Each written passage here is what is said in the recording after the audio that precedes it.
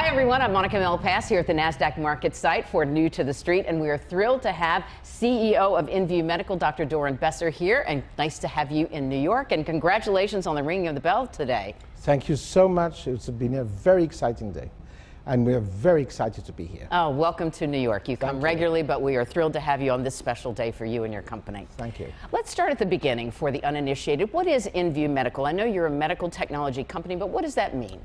And ENvue Medical is a medical technology company which specializes in the field of enteral feeding. And what we've developed is already a 510K cleared device for adults. It's a GPS-like navigation system where we can pinpoint and identify where the feeding tube is within the patient's body, because there are many, many misplacements of feeding tubes which occur. And that's what our system can do. It can prevent the occurrence of feeding tube misplacement.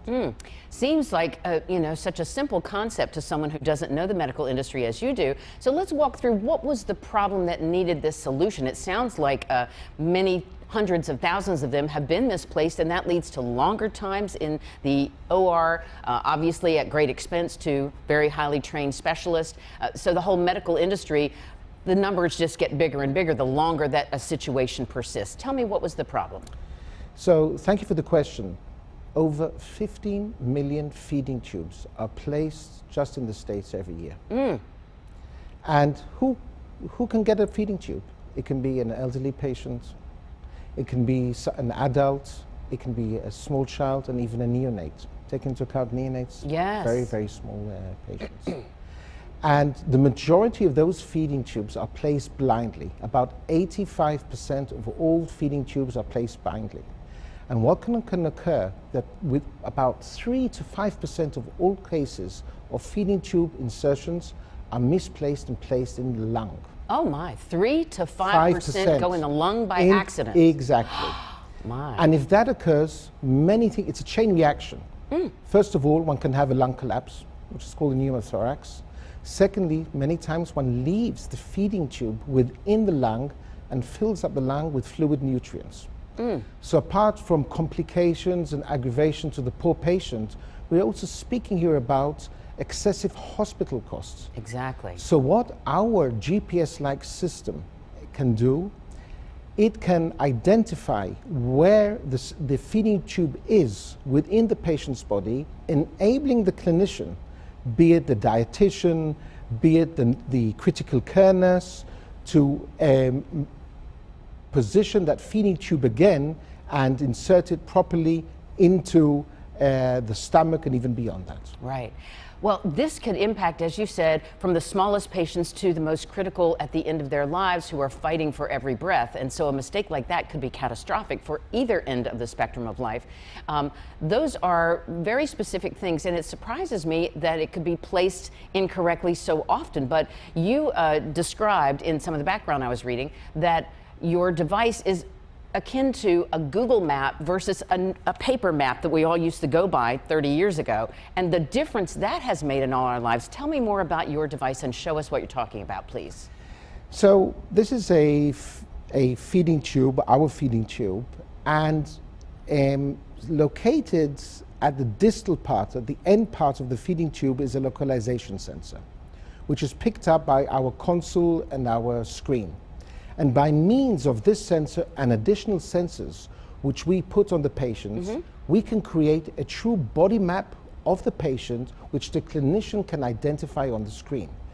And we spoke about GPS, Google Maps, Waze. Yes. This sensor can also provide steering directions. Oh. So in other words, it tells the clinician, did you go left, did you go right, up or down? And it can even identify if it enters potentially into the lung area. And then there's some feedback, graphical feedback, telling the clinician, hey, pull back a little bit the feeding tube, take it out of the lungs and insert it properly into the food pipe, then into the stomach and even beyond that. My goodness. And I can tell you for a fact, I've had already in my life 2 feeding tubes put inside.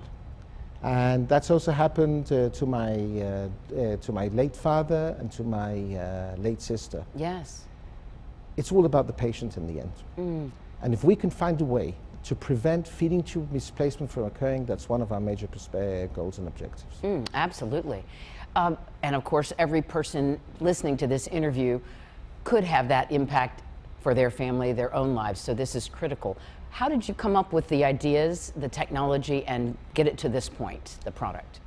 Well, after obtaining this myself, one of the first things I wanted to do when I obtained the feeding tube, I wanted to pull it out. It's a very simple, it's a tube, but at the end of the day, it's very, very important for the patient, because without nutrition, the patient can't survive and can't accelerate the healing process.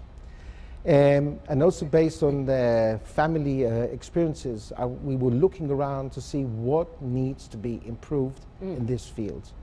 And it's amazing, 85% of all feeding tube placements are placed blindly. There are about 4,500 acute care hospitals in the States. The majority of them are still placing this feeding tube in a blind manner. Tell me what you mean by that. In a blind manner, meaning they're inserted, and after they insert the feeding tube, an X-ray is performed post-procedural. Okay. Now, what happens then? If there was lung damage, it's already occurred. It's too late. It's too late. Yes. Secondly, one can't initiate nutrition until one can confirm the correct placement of the feeding tube. So one has to wait until there's final confirmation by means of an X-ray where the feeding tube really is localized positioned. That's hours and hours and without there's hours nutrition. of delay. Yes. And that can cause malnutrition. That's where our feeding comes in handy. My goodness. So what are the goals for your company, for ENvue? What are sort of the 1, 3, and 5-year hopes and goals for you? Currently, the system is cleared by the FDA with the 510K clearance for adults, and it's already being utilized across the United States in dozens of hospitals. For instance, we have a 15-hospital system in the Virginia area who transitioned from blind placement to standardized usage of the ENvue system and feeding tubes for every feeding tube placement. Wonderful. And our intention this year is to expand our footprint in various hospital categories. Like I said, the majority still of hospitals are still doing it blindly. We shouldn't also forget the second thing is speaking about neonates and pediatrics. A huge issue. Many times neonate patients, it's just this size, Yes. they have to receive nearly every day a new feeding tube for various reasons. It's malpositioned. It's not positioned in the correct manner. We are the only feeding tube technology out there which can provide for such a small baby, such a small patient, the correct positioning. We intend to complete our FDA clearance in hopefully the very near future. And besides the Virginia system, you are in 38 hospitals all Correct. across the United States. Yes. But there are 4,500 of them you mentioned, so you could have massive, explosive growth. Are you looking to scale up at that level? Yes, we are currently, like I said, we are already commercial. We are executing now to add additional hospitals as we speak for this year. And the intention is in the next 1 to 2 years to become truly the standard for enteral feeding tube placements. Wonderful. Well, the medical industry, like most industries, is faced with seemingly impossible challenges of trying to improve care but cut costs, do it more efficiently with less patient trauma. So how does your system accomplish that? I assume over time the cost of this would be offset by the incredible results. Great question. So first of all, if there's a complication, the hospital has to pay for that for all the complication. So in other words, if our system, our feeding tube prevents the misplacement, we're reducing healthcare costs. That's number one. Number two is we're initiating enteral nutrition much faster. That means that the patient receives nutrition, it accelerates the healing process, and therefore also that person can then be transitioned out of the hospital. That's another one, another economic advantage. And the third thing is that we have the potential to reduce the amount of X-ray procedures. And that is a huge issue because it costs a lot of money, a few $100s per X-ray procedure. So those are the three things which we can do. Wonderful. Your company is based in Israel. Tell me about where you find great people to staff your company and about your process, your placement, your facility rather.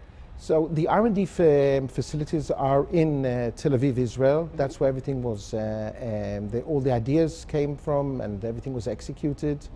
Our corporate headquarters are in Arlington Heights, where we have also our commercial activities, and we are shortly transitioning to the Twin City area, one of the MedTech prime locations. Wonderful. That's exciting. So obviously you could go global at some point. This could help people across the globe. What would you like to see happen, and how would people who are possibly interested in investing watch certain markers to know that you're achieving those goals? One of the major issues this year is to expand our activities here in the States and add as many hospitals as we can who are, I have to say, proactively approaching us. The second thing is to pursue FDA clearance for neonates and for pediatrics. And as we progress in the next years, naturally we're going to expand into other geographical areas. You also might expand into other kinds of care. I assume that might be clinics or off-site locations. So there's a plethora of ways that you could expand in every direction globally, as well as the market itself within the medical industry. Yes, one of the big transitions which we're also seeing in our field is tube feeding doesn't only occur in the hospital. It can also occur at home. Okay. There are many, many patients for various reasons. It could be oncology patients, it could be patients with all kinds of other illnesses who have to receive tube feeding at home. Part of our concept is to be able to provide also safe feeding tube placement at home, and also add various other technologies to assist nutrition, be it in the hospital setting or be it also in the home care setting. And home care obviously is far more affordable than hospital care. So to feed someone in their own home properly with a correctly placed tube would be by far, you know the numbers better than I, but would be far more affordable than having them run to the hospital every time they are in a malnourished state. You're correct, because if we look at it, there's a limit to how many hospital beds we have, intensive care units, right? How many floors we have, and how many hospitals do we have. So there is a shift of treatment from the hospitals to the home, and that's where we can come in with all kinds of solutions, like we just mentioned, to facilitate the access to enteral feeding at home. Wonderful development, and it sounds like an exciting future ahead for your company and this wonderful technology that could help people. Thank you, Dr. Doron Besser. We appreciate you being here. ENvue Medical, bright days ahead, and congratulations again on the ringing of the bell. Thank you so much. Thank you very much for your time. Continued success. Thank you for watching.